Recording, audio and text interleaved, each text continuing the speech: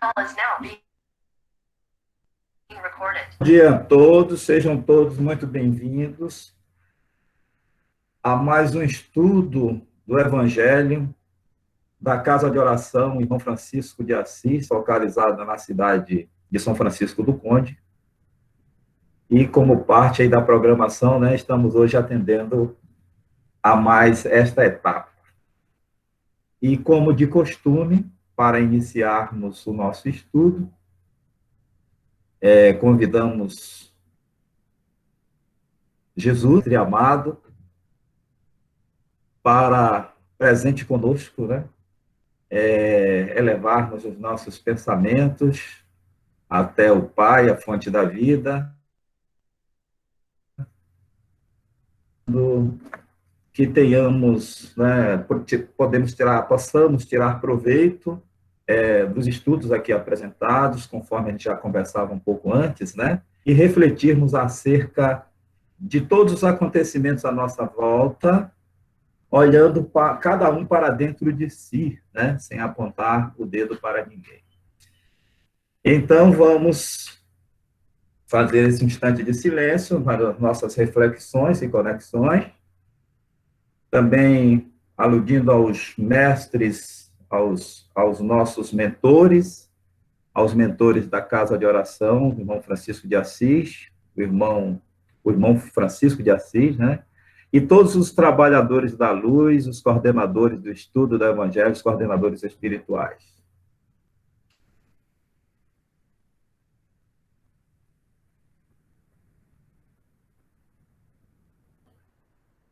E com a oração que o Mestre nos ensinou, iniciaremos o estudo para hoje. Pai nosso que estás nos céus, santificado seja o vosso nome, e venha a nós o vosso reino. Seja feita a vossa vontade, assim na terra como nos céus. O pão nosso de cada dia dá-nos hoje e sempre. Perdoai as nossas ofensas, assim como nós perdoamos a quem nos tem ofendido. Não nos deixeis cair em novas ou velhas tentações, mas livrai-nos, Senhor, de todos os males. Que assim seja.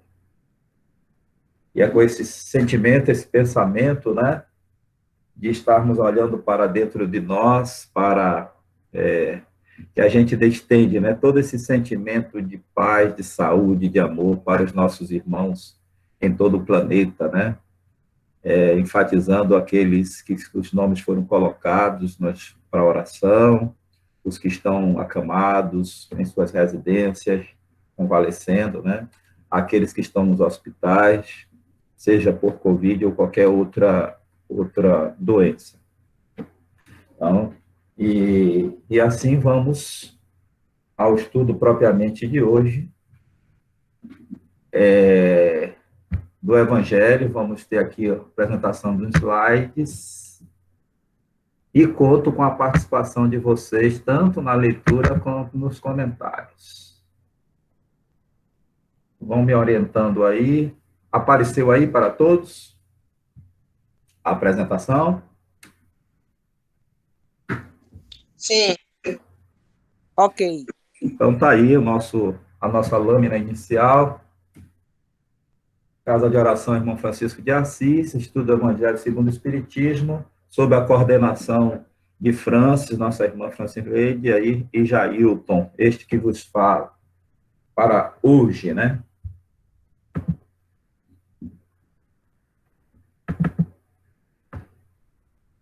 A introdução do estudo de hoje, daremos sequência à introdução, que é o item 4, Sócrates e Platão, precursores da ideia cristã e do Espiritismo.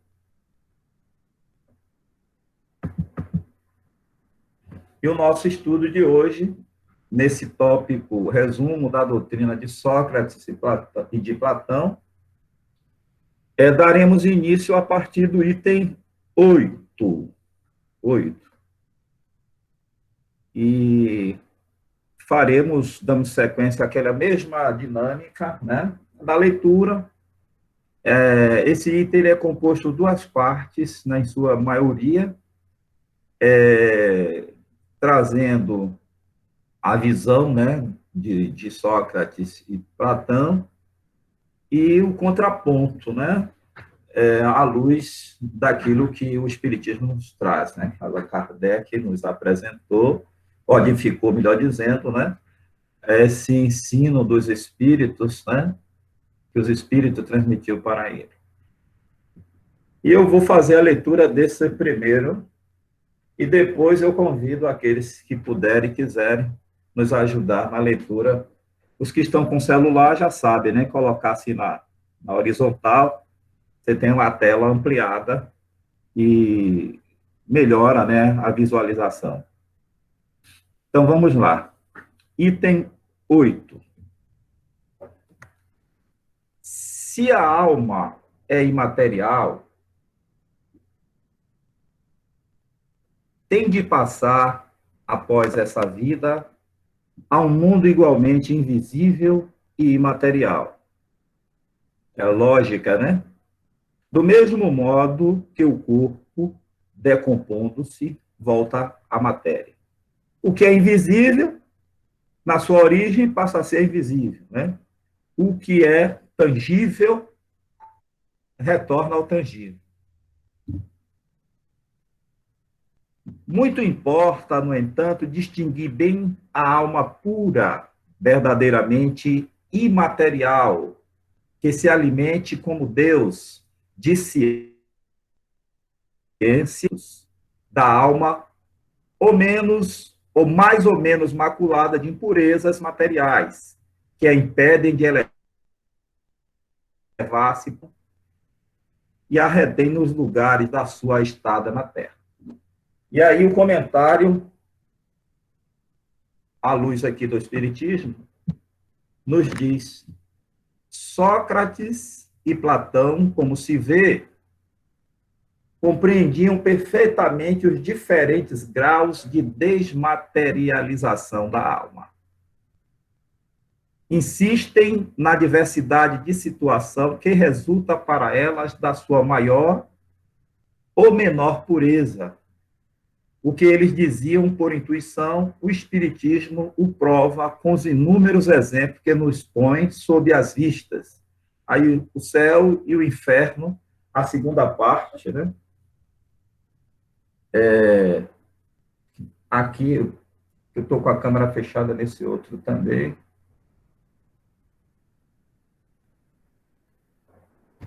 Está o livro Céu e Inferno aqui, né? Muitos de vocês conhecem. Até caiu aqui, desabou, porque apresentando não dá para vocês verem aqui. A segunda parte fala justamente dessas questões que nós acabamos de ler.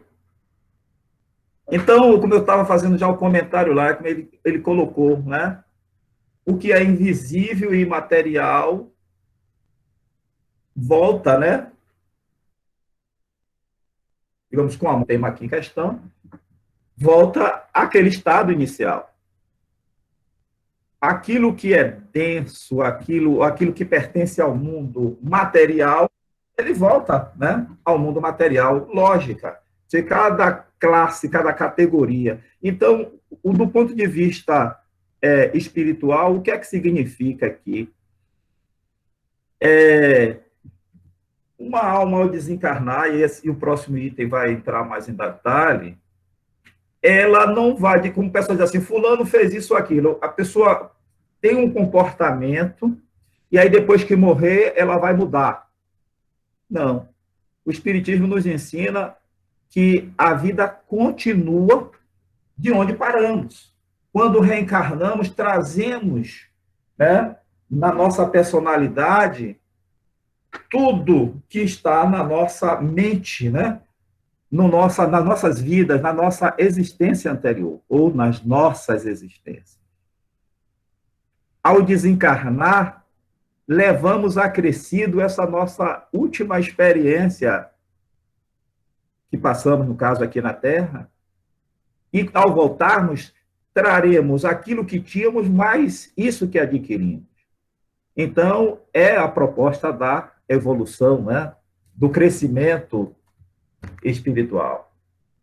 Então, aqui tem uma figura que ilustra um pouco isso, né?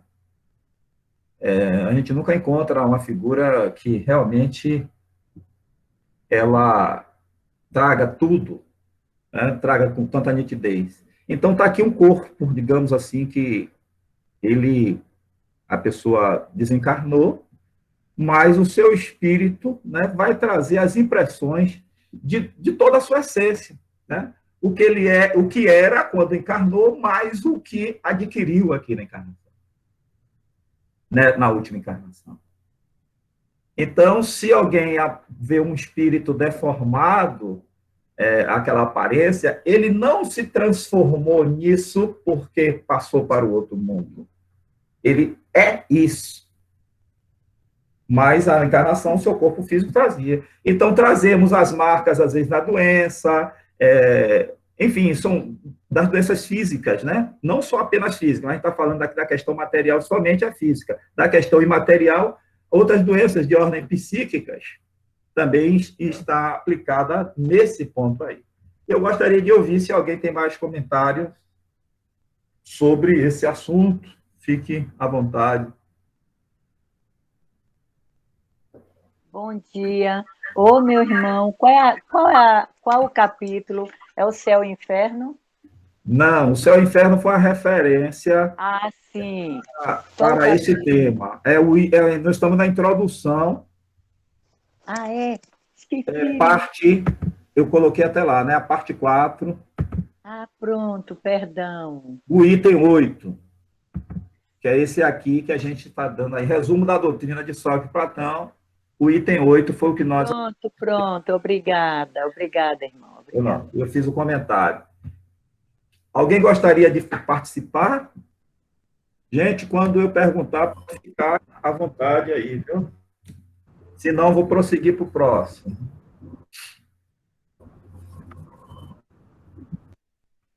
Mas, se alguém tiver, depois, mesmo estando nesse, quiser fazer algum comentário, lembrar de alguma coisa para acrescentar, fiquem à vontade aí.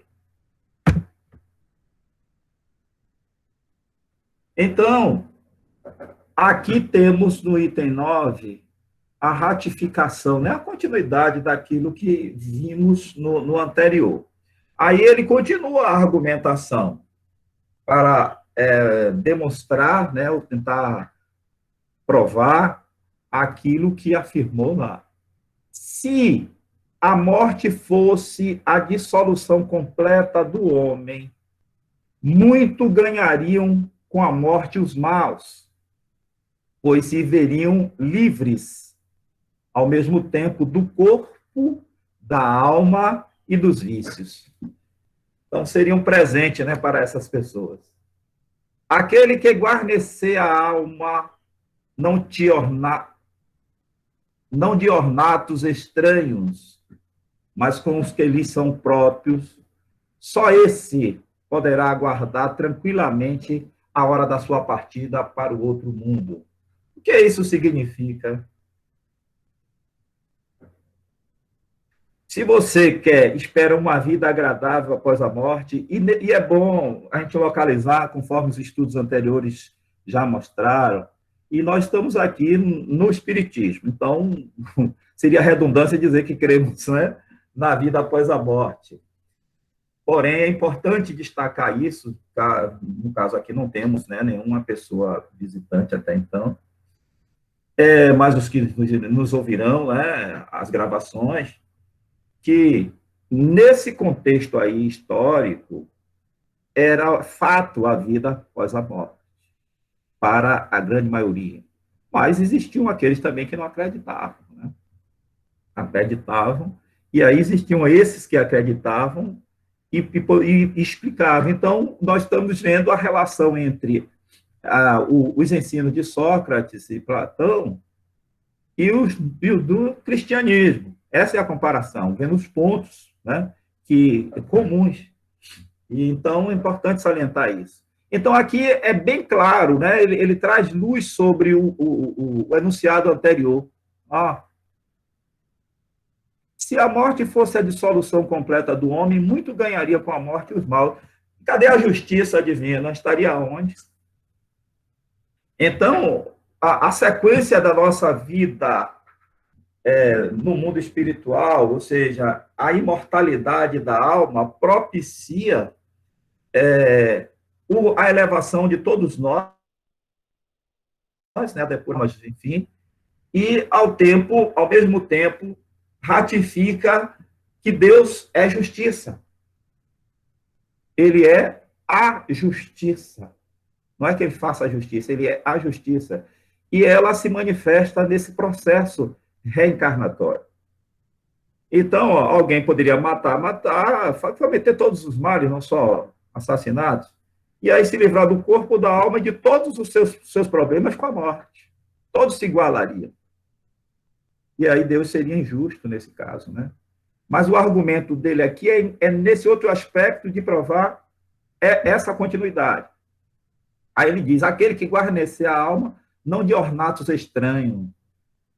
Ou seja, a questão de trabalhar a ética, a moral, que era a tônica dos ensinos deles, e encontra um paralelo no cristianismo, né? E o espiritismo retoma isso sobre essa égide da comunicação com esse mundo espiritual através dos espíritos.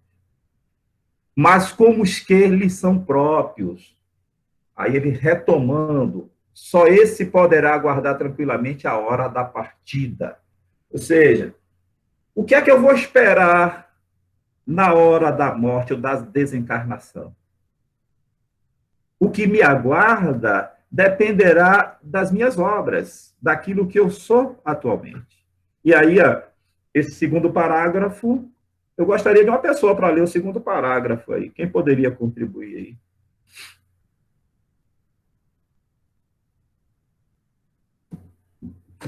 A sensação é que a gente está sozinho aqui no estudo.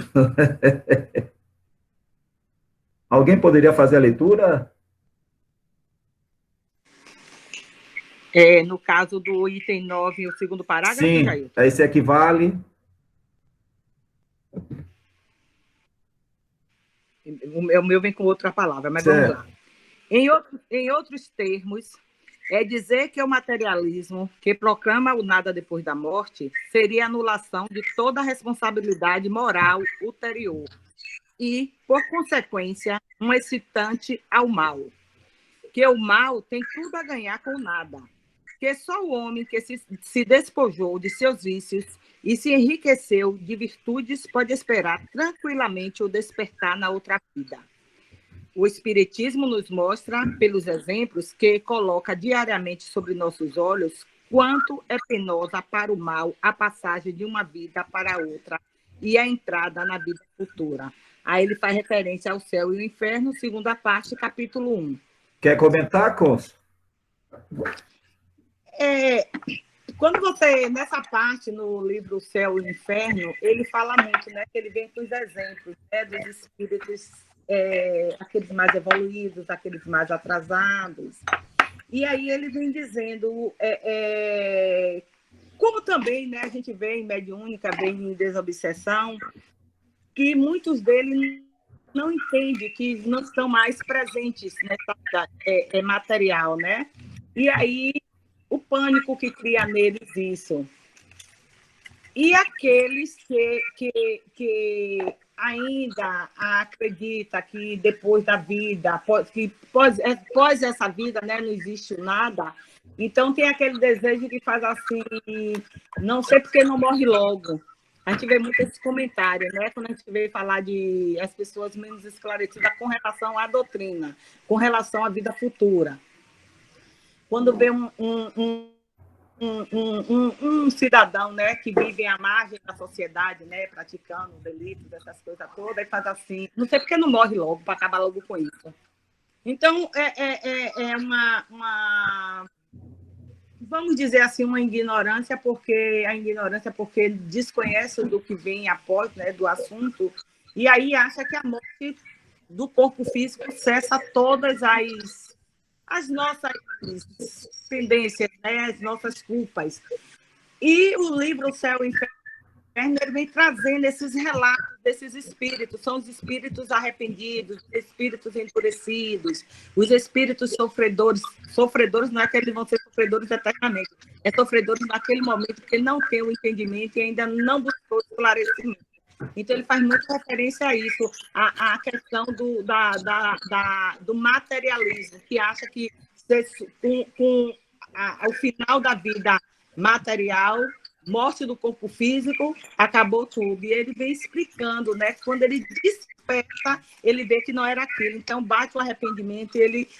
Alguns têm essa consciência, né, do arrependimento, outros ainda ficam meio resistentes. Então, é nessa parte que ele diz, ele mostra para a gente, e eu costumo dizer que esse livro, O Céu e o Inferno, ele é um livro muito rico, porque ele só vem com exemplos, ele vem com vivência de quem já passou dessa vida para outra, com mensagem. É muito bom esse livro. Então, ele vem explicando muito essa parte da gente entender do cessar da vida física e passar para a vida espiritual, como se preparar, como... Aí tem muitos deles que dizem assim, se eu pudesse ter a oportunidade que vocês estão tendo, porque eles também não tiveram esses esclarecimentos, e nós estamos tendo agora, e está nos sendo dado a oportunidade de nos melhorar, para não despertar na passagem, depois da passagem, justamente como eles. É essa parte aí que eu entendi, assim, eu fui mais longa, porque eu já li isso aqui no livro Céu e Inferno, que eu estudei ele, o último livro que a gente estudou é segunda-feira. Então, assim, eu oriento muito as pessoas a ler esse livro Céu e Inferno, que você lê ele paralelo ao Evangelho, você entende muita, muita coisa que o Evangelho vem nos dizer e que às vezes a gente não entende nas palavras que está aqui. Desculpe se fui longa. Nada, mas ótimo, muito obrigado, né? Eu tinha lido alguns trechos do livro, né, justamente para essa citação. Eu tenho esse livro aqui, tem até 2, peguei na corda. E é interessante, tudo que você falou, né, realmente demonstra o nosso estudo de hoje, né? Essas informações lá no Céu e Inferno amplia essa informação. Isso é tão real com isso que estamos estudando, que embora algumas religiões fale da vida após a morte de uma forma diferente do que o Espiritismo traz, com mais clareza e com propriedade, né? Com uma maneira mais raciocinada, mais lógica de ser, uma fé raciocinada, né? Que é o estímulo aqui, que as pessoas, digamos, viviam livre fazendo tudo o que queriam, mas na hora da morte tinham que chamar um representante religioso para dar a chamada extrema unção, justamente por temer aquilo que o aguardaria ou o aguardava na sua passagem. Então, sob, né, o impulso de arrepender-se de todo o mal, o que já demonstra uma abertura da porta, né, para o despertar, para essa consciência de fazer as coisas tendo em vista o altruísmo, o amor e a caridade, a prática do amor e a caridade, fazer o bem. Então, às vezes, né, na hora da dor dessa passagem, a dor, o medo os assolavam tanto que eles desejavam isso. Então, já iam entrar no mundo espiritual, né, já pelo menos com essa nova visão, né, com esse desejo de querer mudar.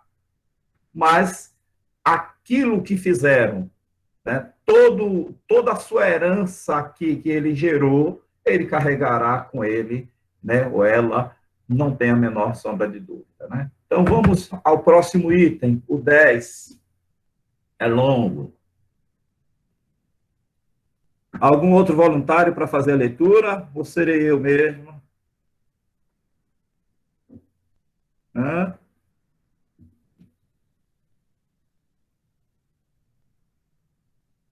Aquele silênciozinho novamente. Então, vamos lá, o item 10. O corpo conserva bem impressos os vestígios dos cuidados de que foi objeto e dos acidentes que sofreu. Dá-se o mesmo com a alma. Quando despida do corpo, ela guarda evidentes os traços do seu caráter, de suas afeições e as marcas que lhe deixaram todos os ratos de sua vida. Assim, A maior desgraça que pode acontecer ao homem é ir para o outro mundo com a alma carregada de crimes. Vês, Cállicles, que nem tu, nem Pólux, nem Górgias podereis provar que devamos levar outra vida que nos seja útil quando estejamos do outro lado. De tantas opiniões diversas, a única que permanece inabalável é a de que mais vale receber do que cometer uma injustiça, e que, acima de tudo, devemos cuidar, não de parecer, mas de ser homem de bem. Colóquios de Sócrates com seus discípulos na prisão. Olha que maravilha. E a gente compreender que isso aí, né, 500 anos aproximadamente antes de Jesus, né? 500, 400 anos antes de Jesus, alguém vinha abrir o caminho, né? Já anunciando boas novas, né? Não no sentido da crença na imortalidade da alma, mas já trazendo elementos, né? Trazendo à luz a clareza, a racionalidade, materializando, né? Trazendo exemplos. Porque a questão aqui, embora tenha a metafísica, que é muito criticada pelo materialismo, mas Mister faz entendermos que a lógica aplicada aqui, né? A forma de raciocínio, a forma que o pensamento é encadeado, é organizado, é fantástica. E não é baseada apenas em devaneios, né? Ou em devaneios, apenas não, em nenhum devaneio. Porque o que é que ele traz aqui? A questão da ética e moral, que é o que une, né? É o que ratifica a proposta que Kardec, né, codificou dos espíritos, e é quando a gente vê todo o cristianismo e da parte do ensino de Jesus, né, de onde vem o cristianismo, é de Cristo, de Jesus Cristo. Então, da lógica, como Kardec nos apresenta, da moral e da ética, ninguém pode duvidar de Jesus. Alguns cientistas aí contestam alguns fatos, a própria existência, onde foi, como é que ele foi, desse ou daquele jeito, mas a ética e a moral incontestável. E o que é que ele diz aqui, ó, né? O que é que você quer da vida? De tantas opiniões diversas, a única que permanece inabelável é a que mais vale receber do que cometer uma injustiça. Ou seja, quer ter uma vida após a morte agradável? Quer ir para um lugar desejado? Então, faça o bem. Ele diz aqui, é melhor receber do que cometer uma injustiça, ou seja, um crime, né? E que, acima de tudo, devemos cuidar, não de parecer, ó, ou seja, a questão das aparências, né? Do falso moralismo, mas de ser homem de bem. Não parecer homem de bem, quando está à vista das pessoas, né? E aí vem o segundo parágrafo, que como explicamos no início, né, os que chegaram depois, vamos ratificar, é o contraponto, né? É a ratificação do enunciado de Sócrates e de Platão à luz do Espiritismo. Depara-se-nos aqui outro ponto capital, confirmado hoje pela experiência, o de que a alma não depurada conserva as ideias, as tendências, o caráter e as paixões que teve na Terra. Não é inteiramente cristã esta máxima, mas vale receber do que cometer uma injustiça. O mesmo pensamento exprimiu Jesus, usando desta figura. Se alguém vos bater numa face, apresentai-lhe a outra. Capítulo 12, os itens, né, 7 e 8 do Evangelho segundo o Espiritismo. Então, temos aqui uma imagem ilustrando essa questão, né, que traz uma ilusão. Como eu disse, é uma ilustração, não é uma reprodução, né, não tem como. Então, nós somos, após a morte, continuamos a ser, após a morte, aquilo que somos hoje. A diferença está em quê? Na saída, né? Na desmaterialização do corpo físico. Mas aquilo que anima o meu corpo físico, a minha alma, né? O meu espírito, esse, com todas as impressões que eu trago, porque o que eu sou na minha essência, aquilo que me movimenta, a fé que tenho, ou a falta de fé que tenho, está impressa nessa mente espiritual, na mente, né, que não é o cérebro. Então, a mente é o que comanda o cérebro. Então, a mente exprime toda a essência, a minha essência espiritual. É a minha identidade espiritual. É onde está registrada, né, é o HD, né, por assim dizer, do meu ser. É o que está lá. Então, quando a gente desencarna, o que é que acontece? Essa mente assume, né? Ela tem desnudada, né? Ela é liberada do seu invólucro, que é o corpo físico, e ela percebe-se, né? Da consciência desse todo de que é. E aí, nada mais é esse todo de tudo que eu acumulei, né? Daquilo que eu sou. É aparentemente uma redundância, né? Mas é isso. Essa é a lógica. Algum comentário? Então vamos para o próximo. Posso falar? Pode. Sócrates, ele demonstrou isso na própria vida dele, ao morrer, né? Ao morrer não, ao morrer. Ao ser condenado à morte, por ser fiel às suas convicções, ele preferiu morrer porque ele acreditava na vida da alma, né?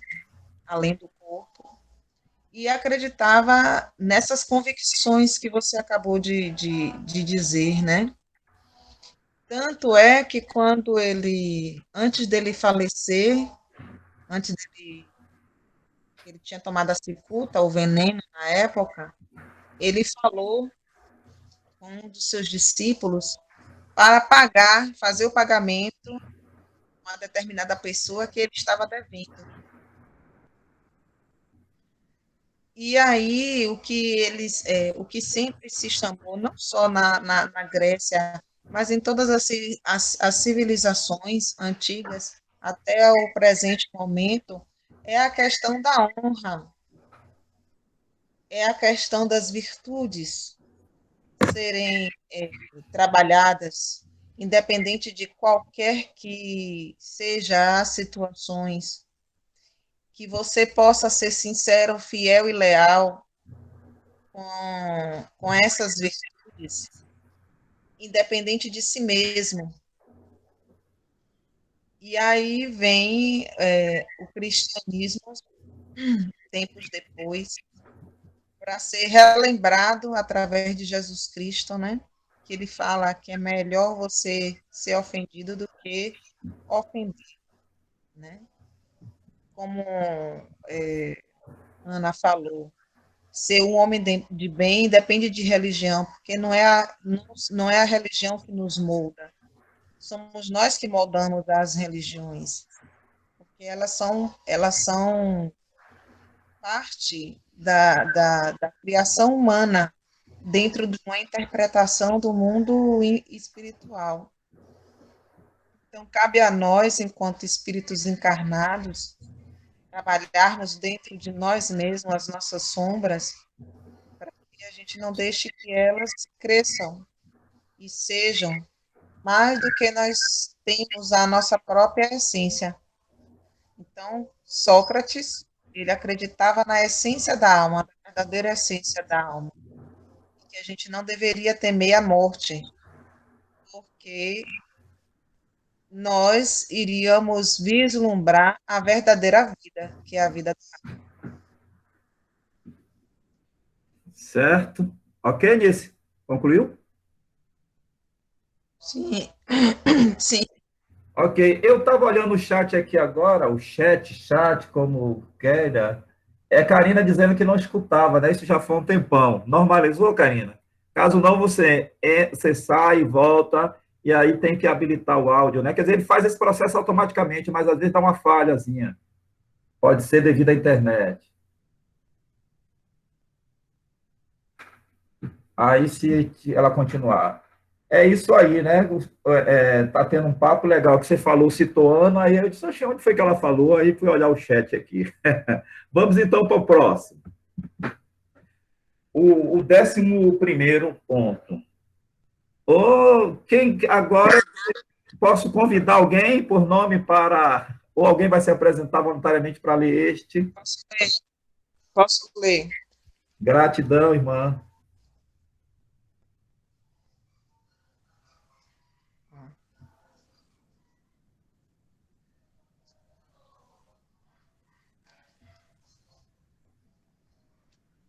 Ivandro vai ler?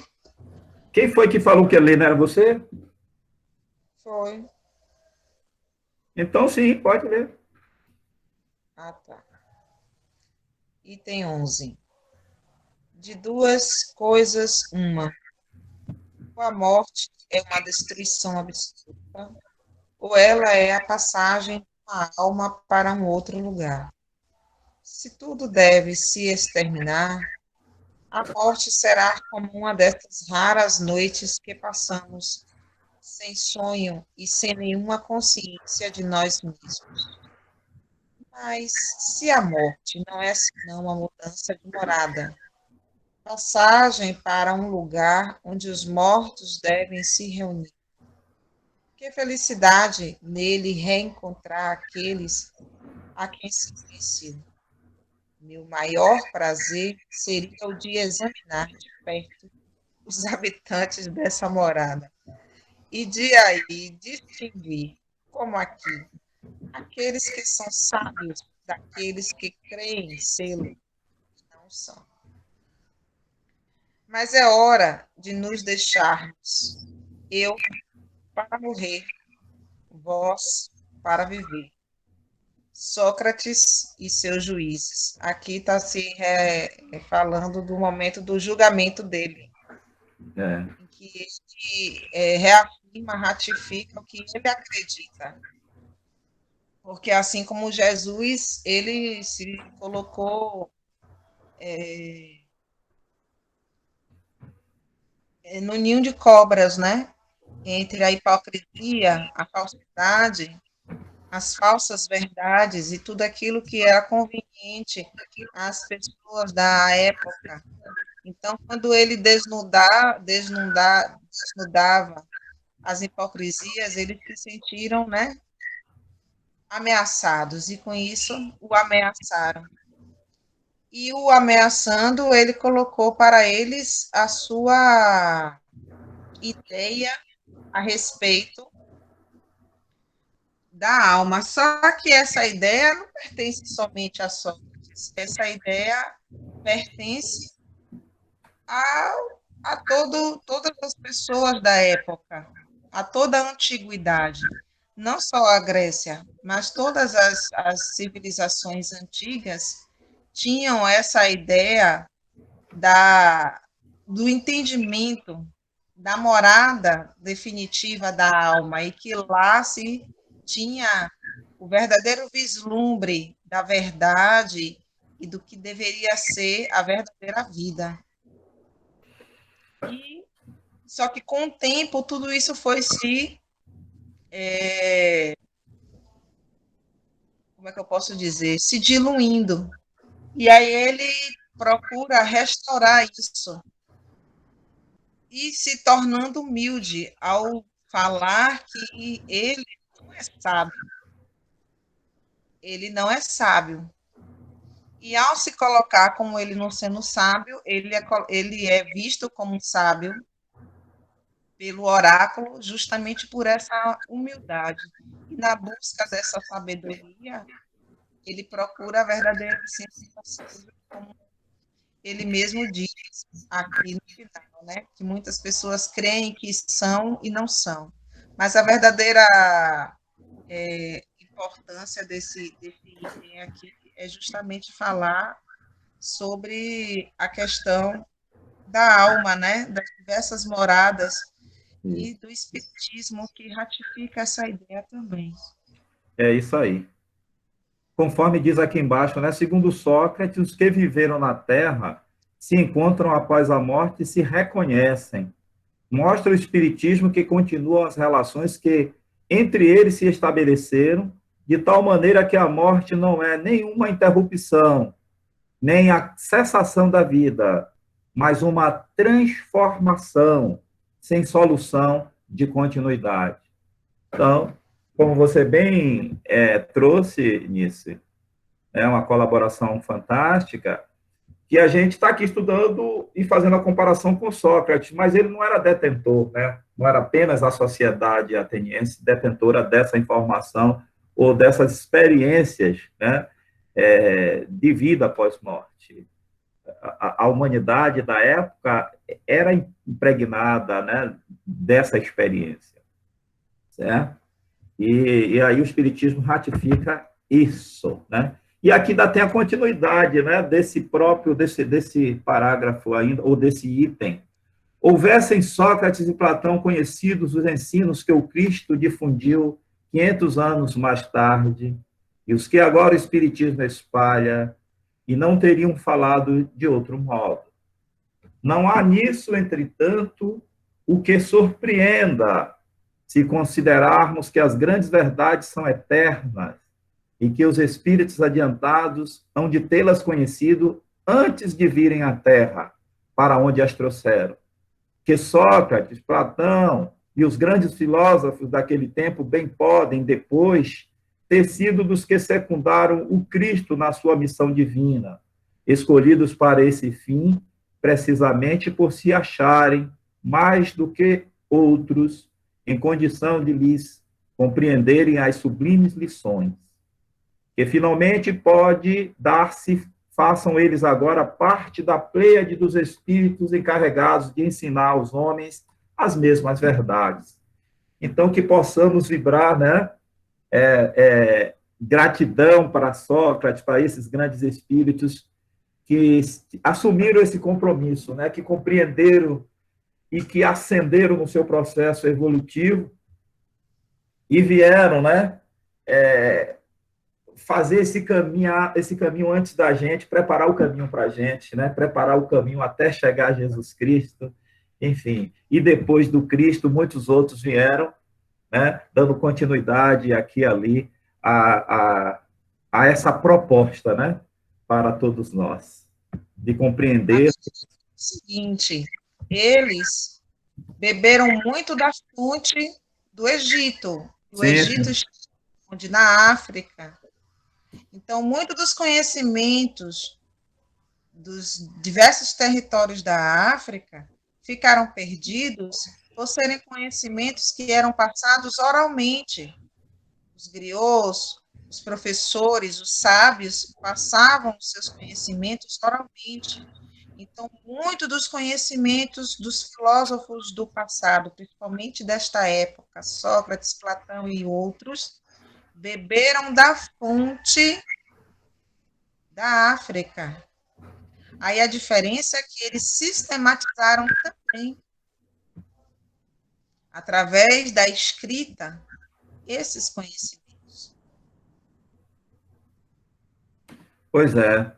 Ivandro está aí só no chat, né?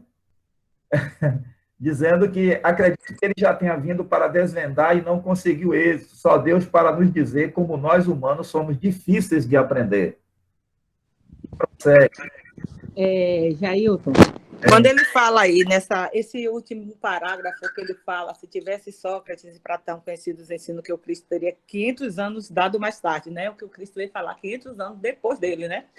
e o que muitos profetas trouxeram para a gente, e que hoje o Espiritismo também vem falar, e com as mesmas, quer dizer, pode mudar as palavras, mas o significado, a essência é a mesma. E ontem eu tava conversando com o Ivandro, depois do curso, né, do MEP, e aí eu reforçando essa ideia, que eu sempre digo isso, que a gente tem um costume, né, pelos antigos, de dizer que Deus escreve certas em linhas tortas, e que eu digo o contrário, que Deus escreve certo em linhas retas e que nós ainda não aprendemos a ler, porque cada vez que a gente vai tendo esses esclarecimentos, que a gente pega um livro antigo, porque se a gente pegar o Antigo Testamento e ler isso aí, a gente vai ver que há muito tempo vem se dizendo, vem de Sócrates, vem com o Cristo, vem com Moisés, e aí vem muito, e são as mesmas palavras, ou são os mesmos significados para as mensagens.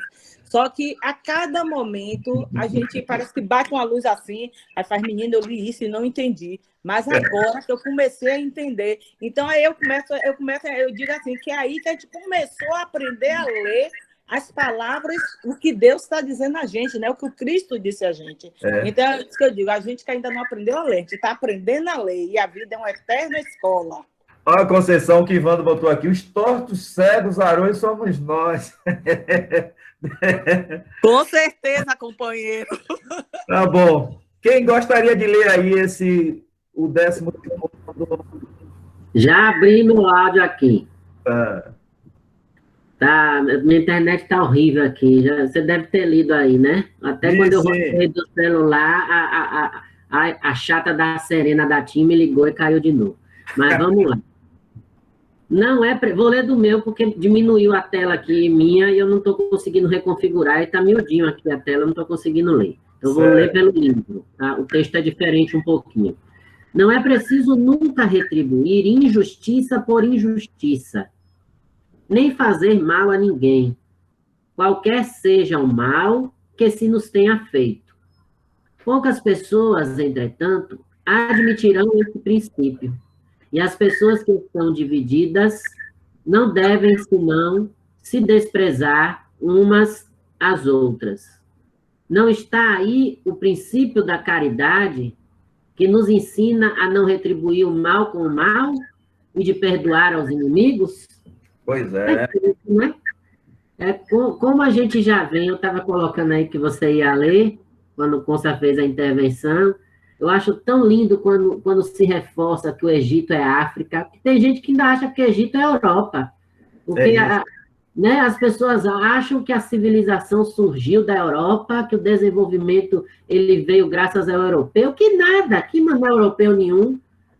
O Egito, a África, já fazia muito desenvolvimento, muita ciência, muita tecnologia antes. E é como Nice bem disse aí, eles beberam de lá, a fonte foi lá, tão desvalorizada, tão desmerecida, tão esquecida pela história humana.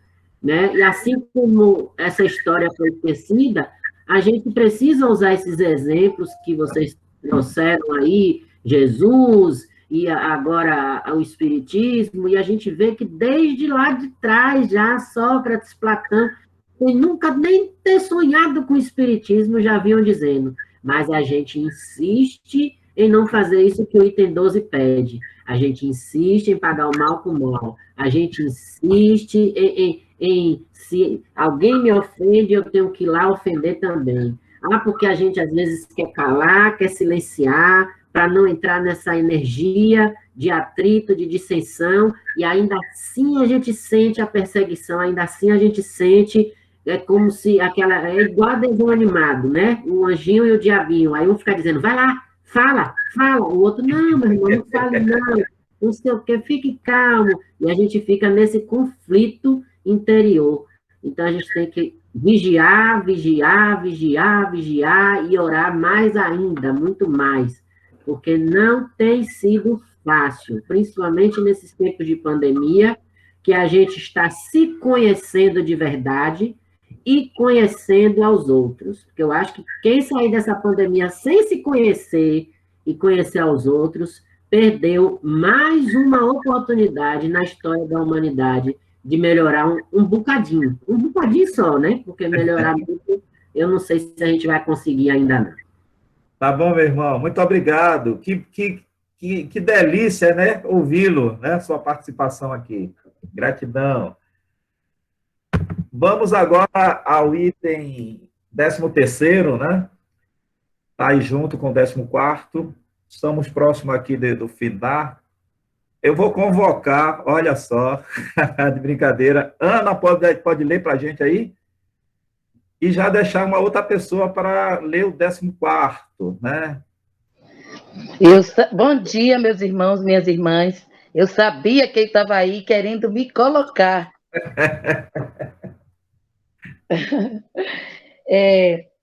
É pelos frutos que se conhece a árvore. Toda ação deve ser qualificada pelo que produz.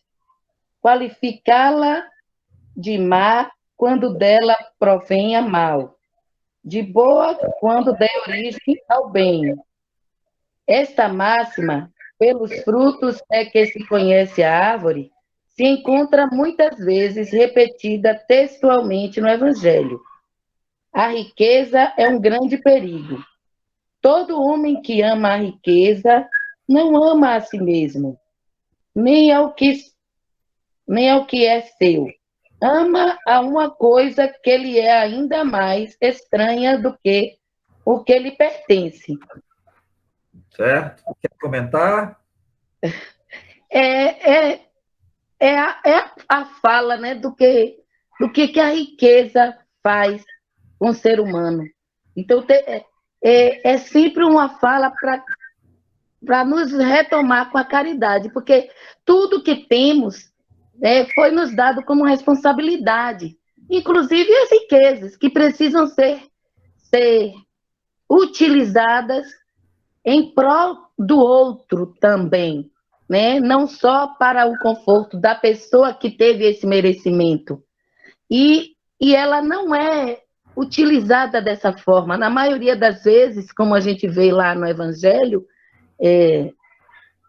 nos Evangelhos, que na passagem que o rico, né, tá mais fácil um camelo passar pelo fundo de uma agulha do que um rico se salvar. É exatamente por causa dessa coisa, desse ser de querer cada vez, o rico quer cada vez ser mais rico, né? E isso o impede de praticar a caridade. É isso. Muita paz. Ok. Gratidão aí, minha companheira. Então, com essa leitura aí, o seu comentário, a gente conclui, né, a parte das leituras e do estudo de hoje. Vamos fazer agora que só o fechamento. Então, de antemão, eu agradeço a todos vocês. E aqui essa ilustração, né, uma árvore. E a árvore está no formato de quê mesmo? De um coração, né? Traduzindo aí a questão da ação do amor, a caridade, né? O amor que simboliza, né? Simbolizado aí universalmente pelo coração. E aí tem uma questão a partir desses dois itens lidos aí, né? Quais os frutos que sua árvore está dando? Aí Mateus, né? 7,18. Pelos seus frutos reconhecereis. E aí não é a questão de eu apontar, olhar a árvore do outro. A árvore sou eu. Sou eu. Quando você fala aí, né, você finalizou aí, que você disse qual o fruto que sua árvore está dando. Os tempos nos chamam à vivência do Evangelho. Todos os dias, os tempos estão nos chamando à vivência do Evangelho, né? Então, vamos aqui, vou parar a apresentação, voltar aqui. E a proposta é essa, né, Conceição? Restabeleceu aí, gente? Voltou, né? Então, vou sair aqui. E aqui voltamos à tela normal, né? Agradecendo a vocês essa participação maravilhosa e que cada um de nós, né, prestamos atenção a nós mesmos, né, a árvore que somos, quais os frutos, né, que estamos produzindo, e quais frutos deveríamos estar produzindo, né? Às vezes, porque entre o ideal e o real há essa diferença, e somente eu posso fazer a adubação, a correção na árvore para que ela possa produzir aquilo a que se destina. Imagine um pé de milho produzindo maçãs. Não pode, né? Então, a gente produz aqui, a árvore produz aquilo que a sua natureza é para produzir. Então, a colheita será conforme a semeadura. Nós vimos bem claro isso, né? A nossa alma tem essa continuidade. Então, de posse das informações que temos hoje, graças a todos esses que vieram antes de nós, e aí o Espiritismo hoje faz esse papel que Sócrates retomou, né? Que Jesus retomou, e que a humanidade, depois de um tempo, vai se diluindo e se perdendo, e aí, conforme prometido, vem o Espiritismo e retoma todas as questões. E nós estamos envolvidos nesse meio, né, dos que recebem esse alimento, recebem a luz, e aí Jesus também fez o questionamento, o que é que faz com a luz, né? Você tem uma luz, você coloca no alto para que ela clareie o ambiente, né? Então, da mesma forma, que os nossos frutos sejam produzidos conforme a natureza e que se torne desejáveis, né? A mostra para as pessoas, não por querer apenas exibir-se, mas que as pessoas, olhando, desejem que a sua árvore também seja bela e próspera. Então, vamos fazer aqui o encerramento. Eu vou convidar Conceição para fazer a prece final, Conceição. Pode ser? Pode, meu querido. Temos sempre apostos. Agradecer ao Pai, né? Sempre agradecer por todas essas oportunidades que nos são dadas, né? Agradecer por esta semana, agradecer pelo início da que está começando. Agradecimento. Pedir só misericórdia para todos os nossos irmãos que ainda não compreenderam a importância do cuidado, do se cuidar, do cuidar do outro. Estamos passando por um teste, estamos passando por um amadurecimento e cabe a cada um de nós fazer a nossa parte, não esperar que o outro faça. Responsabilizar o outro é muito fácil, mas devemos puxar para nós a responsabilidade, porque em cada pequeno ato nosso, nós melhoramos o nosso dia a dia e melhoramos o do outro. Então, só pedir essa misericórdia ao Pai para os menos esclarecidos, para os teimosos, mas sempre agradecer que tenhamos uma semana próspera, de harmonia, com paz, no amor, na fé e na caridade, ensinada pelo Mestre Jesus, por todos esses nossos irmãos que nos antecederam e por aqueles que estão ao nosso lado, no mundo invisível, nos protegendo, nos orientando, nos direcionando a nos melhorar cada dia mais. Que sejamos, Pai, hoje melhor do que ontem e amanhã melhor do que hoje. E que o Pai, o Mestre Jesus, seja sempre o nosso farol iluminador. Nós precisamos aumentar esse flacho de luz que tem em nosso coração para guiar outros irmãos. Nós temos uma missão e que nós possamos estar cumprindo ela, fortalecido na fé do Mestre, com força, nunca desistirmos. Sejamos o farol iluminador daqueles que ainda não conseguiram enxergar esse faixa de luz. Pai nosso que estás no céu, santificado seja o vosso nome. Venha a nós o vosso reino, seja feita a vossa vontade, assim na terra como no céu. O pão nosso de cada dia, que é o nosso alimento material e espiritual, nos seja dado hoje e sempre. Perdoai, Senhor, na medida em que saibamos perdoar aqueles que nos ofendem. E não nos deixe cair em nenhum tipo de tentação. Livra todos os seus filhos, livra toda a humanidade de todo o mal, conforme seja o nosso merecimento. Que assim seja. Muita luz, muita paz e um bom domingo para todos. Assim seja. Muita paz, muita luz para todos nós. Gratidão a vocês. Muita paz. Muita paz. Muita Ivandro, paz, faz aí para eu gratidão. mandar para você. Bom domingo para todos. Beijo. Muita paz, gente. Você pode encerrar a gravação. Encerre aí, no mesmo lugar que você começou. Interromper. Isso.